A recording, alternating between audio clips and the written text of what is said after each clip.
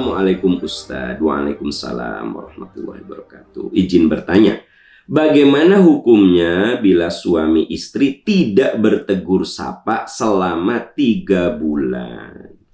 Dan suami sudah memberikan talak kepada istri dan tidak satu rumah lagi. Tapi istri tidak mau ditalak, tidak mau pisah dengan suami, tidak mau diceraikan. Alasan suami memberikan talak dan pisah rumah karena kesalahan istri. Dan istrinya sudah mengakui dan minta maaf. Tapi suami kekeh tetap dengan keputusan untuk menceraikannya. Ya ibu, kalau cerai itu kan otoritas suami. Jadi walaupun ibu menangis dengan tetesan air mata darah gitu, tidak mau diceraikan, kalau suami Anda menceraikan ya itu otoritas suami. Nah, ibu sudah minta maaf atas kesalahan ibu, ya. Tapi suami bilang, oke, saya maafkan, tapi saya tetap menceraikan kamu. Ya sudah, mau apa lagi? Ibu harus terima apa adanya, gitu ya.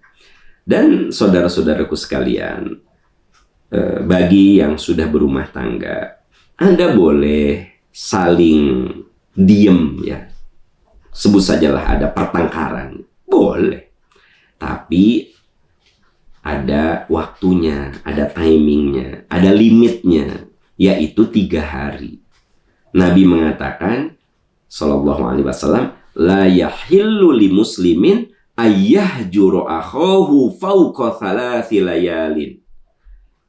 Fayuridu hadha wa yuridu hadha wa khairuhuma may yabda'u bis salam. Kata Nabi sallallahu alaihi wasallam, Allah murka, kebayang nggak?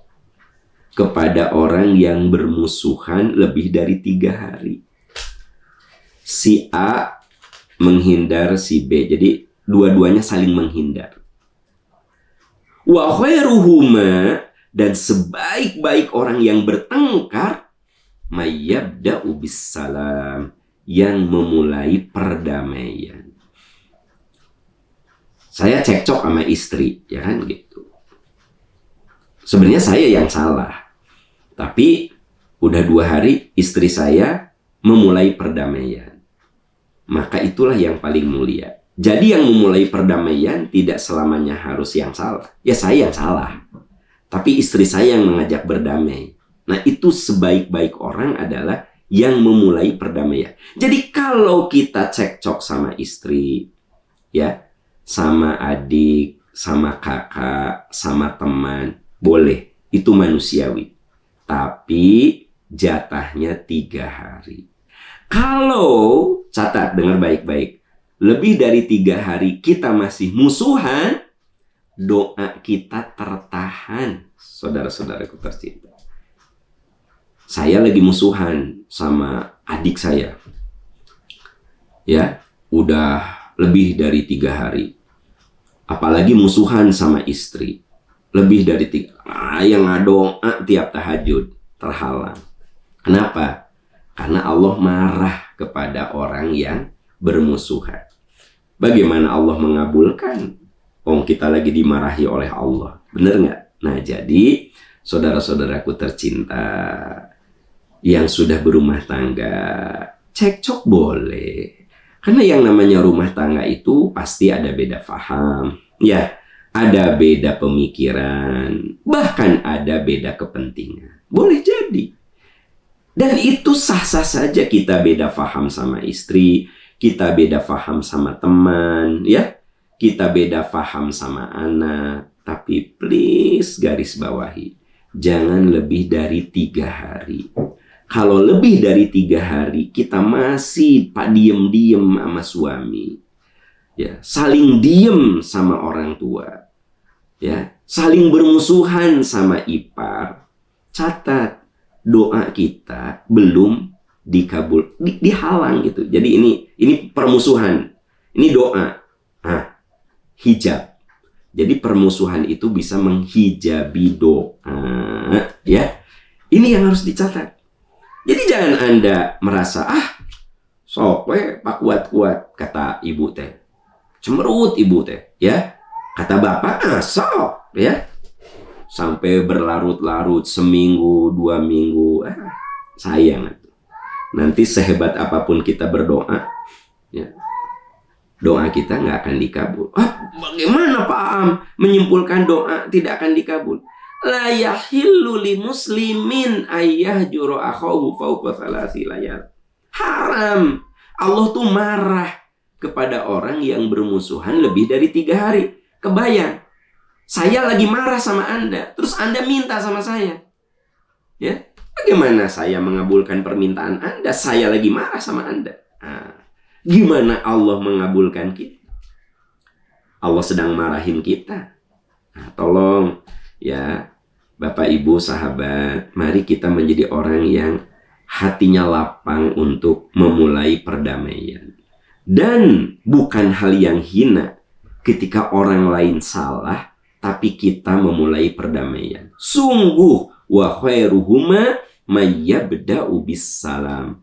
Sebaik-baik orang yang berselisih mereka yang memulai perdamaian.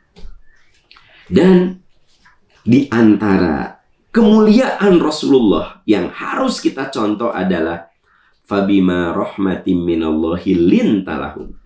Rasul itu lembut. Fa'fu anhum, maafkan. Wastaghfir lahum, doakan. Wasyawirhum fil amr, setelah saling memaafkan, ya, musyawarahkan, gitu loh. Jadi memang musyawarah itu akan efektif ketika jiwa marah kita sudah tidak ada. Coba saya ingin tanya, Anda nyaman nggak musyawarah sama suami, tapi Anda masih kesel, masih marah, masih dendam? Ya, nggak akan nyambung. Omongan apapun itu jadi sensitif, gitu loh. Tapi kalau kita sudah saling memaafkan, udahlah, saya maafkan istri saya sudah memaafkan saya. Wasyawirhum, sok musyawarahkan, gitu. Anda berselisih sama teman Anda, sok saling maafkan dulu. Kalau memang perlu diselesaikan dengan musyawarah, musyawarahkan. Itu yang dijelaskan di surat Ali Imran ayat 159. Fa'fu anhum wastaghfir lahum wasyawirhum fil amr. Maafkan. Nah, maafkan dulu. Jangan musyawarah dulu. Ya. Hebat kan? Kalau Anda baca Quran. Maafkan dulu. Hati kita kudu lapang. Baru musyawarah. Ini musyawarah tapi hati masih panas. Emosi masih dahsyat.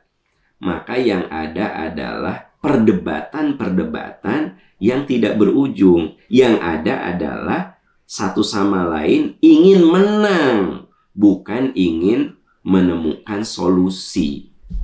Jadi rumus di Quran itu sangat hebat. Kalau kita ingin menemukan solusi, maka musyawarahlah dengan hati yang tulus, dengan hati yang bersih, dengan hati yang penuh maaf.